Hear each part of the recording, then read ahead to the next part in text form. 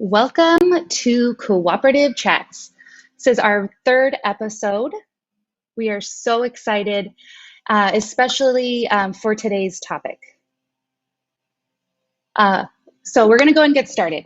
The Cooperative Trust is the leading community for rising talent in credit unions, and this chat show is dedicated to all the emerging leaders and rising talent in the credit union space and all of their supporting organizations. Our plan is to meet every other Wednesday at 1:30 p.m. Central, as we've been doing for the last few weeks, to bring you valuable insights about leadership and things that you can really use to tactically build your leadership foundation. So be sure to like and subscribe to the channel. Now, for my introduction, my name is Courtney Angeli, and I'm the Director of Community Development for Filene Research Institute and the Cooperative Trust. So what that means is I have the amazing honor and privilege of working with and leading young professionals across North America in the credit union space to help them feel not only empowered, but connected to the tools and resources that they need to really enhance their career journeys and cement their talent and their place in cooperative finance. So we've been doing these monthly themes, and this month our theme is community leadership. We're super excited about this. So today the specific focus that we will be talking about is wellness. So how can we as community leaders help our teams, ourselves, our members feel and be well? And a trend that we're seeing in financial services and in most industries at the end of the day is that people are moving beyond crisis mode and they're really going into this recovery mode. However, leaders are facing this people challenge. Folks are stressed. People are losing their jobs. They're not able to pay rent, loss of income across the board. So not only is this our credit union team members and their family members, but we're also experiencing the fact that our members are going through this too. And not only that, our team members are working with our members going through these really stressful times. So we do not have a better human to talk to us today about this topic. She is a very, very dear friend of mine. If you saw my LinkedIn post, we would talk for hours at our favorite restaurant here in Madison about how we would change the world through authentic leadership and human connection. So I'm super excited to introduce my very good friend, Julia Yates. So give me just a second and I'm going to bring her on in. All right. Julia, hello. You're on. I sure can. How are you? You can see me? Can you hear me? First, just thanks for having me. It is such a pleasure to be here with you today talking about something that I'm really passionate about. And like Courtney said, we could talk about this for hours and hours and hours, but we won't. We'll try to keep it to like 20 minutes. So thank you for the introduction. My name is Julia Yates, and I'm the Director of Behavioral Health for our family medicine program here at the University of Wisconsin-Madison. I'm also the director of our Wellness and Resiliency initiative that we call FamWell, that serves our residents, our faculty, our staff, our entire department as sort of a resource hub that how do we take care of each other, or how do we start thinking about wellness and resiliency. So that's a little bit about me professionally. By trade, I'm a psychotherapist, and I have been practicing in primary care for the last 12 years. And then, Courtney, you wanted me to say something personally, right? Yeah. So just tell me something that doesn't define you as a professional, but maybe just on a personal level. I think the reason why I put that there, because I love that question. I think that's such an important question. One of the things that I teach when I'm teaching for our whole health initiative is what is your mission, aspiration, and purpose? We call that your map, and having your map ground you and sort of all of the things that you do. So my map is something that I call connective exploration. And you know what, to be frank, I do that professionally as well. But if you have had the chance to maybe sit in a restaurant with me, that's probably why the conversations go so long, because I really enjoy getting to know you, exploring different things together, going on a journey together, maybe exploring a way you think, exploring a way I think, and coming to maybe a new realization. I think that's something that has defined me since I was little, and probably why I even do the work that I do today. That's awesome. Well, thank you so much for sharing that part of you. I appreciate that. So because we have such a short period of time, we're just going to go ahead and get started. So I wanted to kick it off and just really focus on careers in service, right? So we have, military, we have health, we have frontline first responders, which is what we're referring to as our credit union and financial services frontline staff. But I'm really curious if you could just share a little bit of the perspective right now of our healthcare workers and what's kind of going on in their world. You know, our healthcare workers, our frontline workers that is our primary care, that's our ER docs, that's our internal medicine folks, that's residents, that's nurses, that's respiratory techs, that's just everyone that is continuing to be in our hospitals and clinics to serve folks. There's lots going on for folks. I think one of the things that I've noticed is we know how to be in a crisis mode. Some of that's part of our training. Like we know how to show up, to take care of other people, to at times even selflessly put ourselves out there. I think what is harder for folks, myself included, I am a healthcare worker as well, is when we need to actually take a step back and care for ourselves. That is something that I don't think comes as naturally to many folks, not just people in healthcare, right? But that the actually being able to say, you know what? I need some help, or I'm struggling, or nope, I didn't nail it today. That's a transition, and that's a paradigm shift that I feel like we have been working in the wellness world for a while. And what we're facing now is just bringing that even more to light. Is when I'm exhausted, do I recognize it? When I'm hurting, do I stop? When I need help, do I ask? Those are questions that don't come as easy for those of us that are natural helpers and healers. Yeah, I think that's such a great point. What advice would you give to one of your doctors that was struggling with something like that? That I've actually had the opportunity to do some of that. And I think what comes up for me is first that, wow, if I'm having a conversation with you, I give you so much credit that you have taken enough time to honor this fact that maybe you need some help and that you're asking for help. One of the things we talk about a lot is this concept of resiliency. I actually tend to like that word better than wellness, right? So wellness is sometimes what I think about are the things that we do when we're already kind of in a good place and we'd like to stay in a good place, right? Like, did I sleep tonight? Did I drink my water today? Am I getting a workout in? Resiliency, though, is sort of what we need, I think, as a nation, as a community, as a global world right now.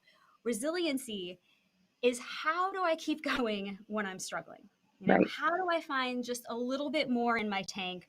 Or how do I acknowledge that, man, this is hard and I'm going to persevere? Yeah. Resiliency is something I've been talking about with my residents, with my colleagues, with my peers. That's what we need. And positive psychology has been studying resiliency for a while. And we used to think that you sort of had it or you didn't, right? You were Right. either resilient or you weren't. And actually now we know that's not the case, man. Resiliency is like piano. You got to practice it.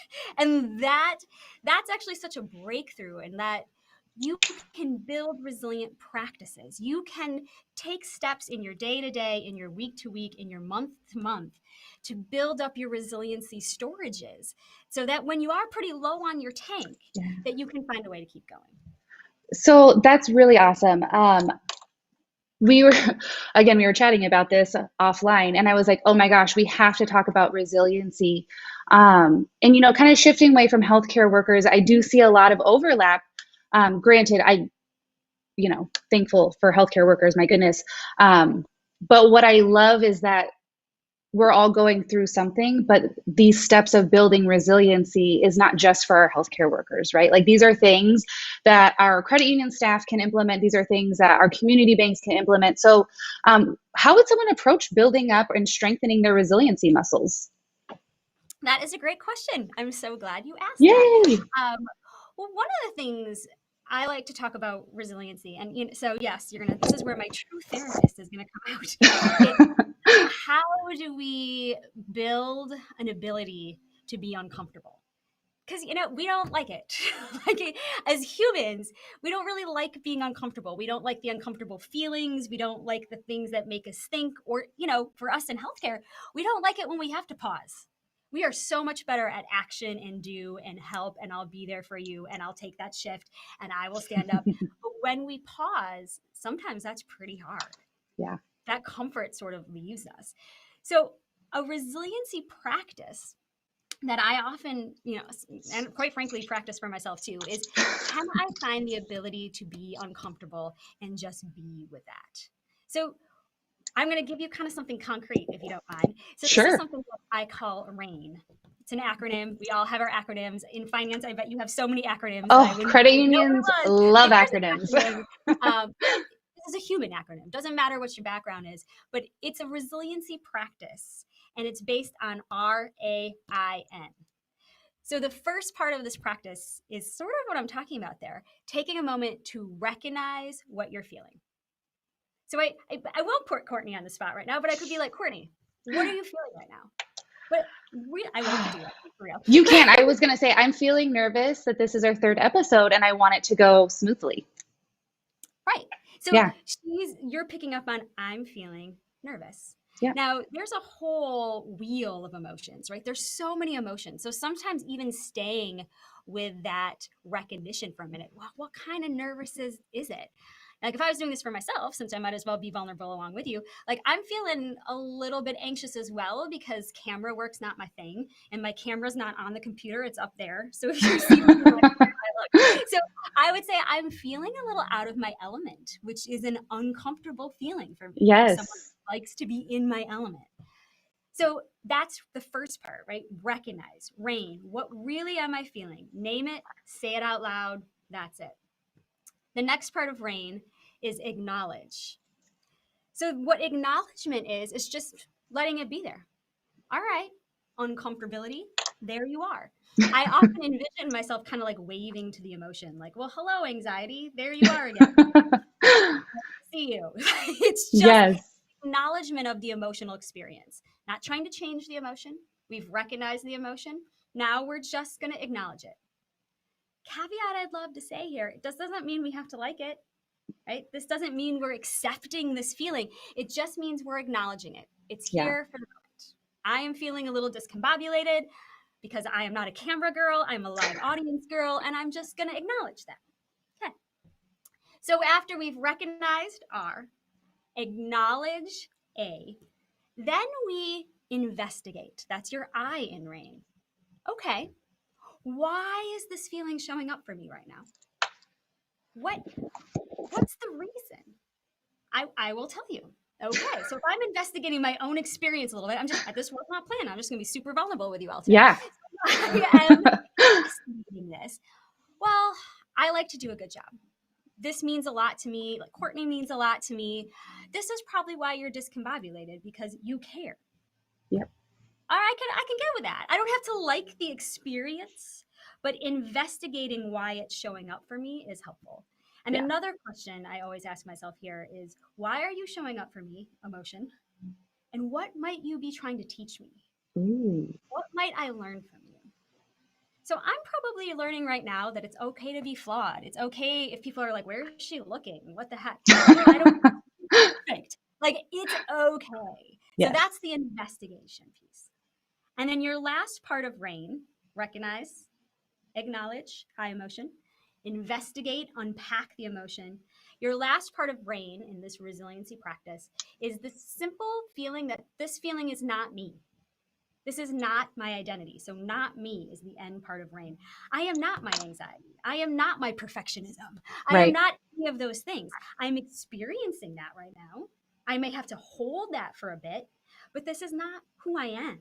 My Yeah. emotions are separate than me, which means I can have different emotions. So, yeah, this one's uncomfortable. But when Courtney and I are done and we're like, hey, we got through it, and that relieved feeling comes, we get to hold Yes. that too. So Yeah. that was a long answer to say RAIN is a resiliency practice you can It's use. perfect. And so, because we're running short on time, I just want to loop this back in. As we practice this resiliency practice, how can we translate this to the people that we are serving? So, you think about, nurses helping people through COVID-19 or other conditions. We're also talking to members through job loss and not being able to pay rent. So, is there a way to translate the RAIN model to the people that we are also serving? Yes. Oh my gosh, that's such a great question, Courtney. And I've been thinking about some of our parallels on the work we do in the financial front line. So I actually want to take a moment to thank you guys as the financial front line, as we as healthcares are dealing with, you know, jet law, we're dealing with furloughs and people that are having reduced pay. And there's just a lot of financial unease. And so one of the biggest tips I would give for folks is let that be there. I think a lot of times those of us in a helping world, and the folks in finance are helpers too. It's our desire to want to like fix or make it okay, or like maybe brush away that uncomfortable emotion. But my biggest tip for you is when you're having to deal with folks that are stressed and scared and uncomfortable, just let them be there for a moment. Like, Yeah. gosh, yeah, this is really hard. Or wow, that has got to be incredibly scary. Yeah. And just that's a small part of RAIN, that like little bit of recognition and acknowledgement that we can do with those that we are serving, instead of trying to make them feel better or moving them right away. Let Right. them stay in that moment. Awesome. All right. Well, it is my chance to give you any final thoughts, anything that you would like to leave with our 10,000 strong community of young leaders and emerging professionals. I think just that it's been such an honor to be able to be here. And one of the things that I'm excited about is that some of these practices, right, that maybe have been more in the worlds of therapy or more of the worlds of healthcare are just sort of coming out everywhere. That we don't need to separate out, healthcare or financial wellness. That holistic wellness, to be quote unquote well, has many facets to it, and financial wellness and spiritual wellness and moving your body, and all of this starts to go together. And that's super exciting. Like, I'm Yeah. so excited to be here talking about something that I'm passionate about, but absolutely fits in the world of financial health. Awesome. So I don't know if you have any Well, questions for me, Courtney, but that's all I got for oh now. gosh, I mean, I feel like I asked you all of the questions that I had. If anyone is watching now and has any questions, feel free to put it in the comments. I'll make sure that Julia can see them. Not to put any pressure on you, but I'm sure she would be more than happy to answer any questions that have come up through this discussion. But Julia, thank you so much for being here with us today. I really appreciate it. And again, thank you so much, and I hope that we can bring you back again. I'd love to, and thanks for having me, Courtney. Awesome. Bye. Thank you. Bye. Okay, so this is about to conclude our show. Before we end, I'm just going to leave you with a very, very simple call to action, and that is use RAIN today. And if you can't use RAIN today, use it at least one time this week. So we are going to recognize how we're feeling. We're going to acknowledge it, wave hello to whatever it is. We're going to investigate why we are feeling that way. And then from there, we're going to recognize that that emotion is not us. So that is going to be my one call to action for you today. Give that a go. And then I will also like to share with you that we will be back again on June 3rd with our next episode, 1:30 p.m. Central. We are live with Savvy Money's Chris Franza, and we cannot wait, and we hope to see you all there. Thanks so much, and we hope you guys have a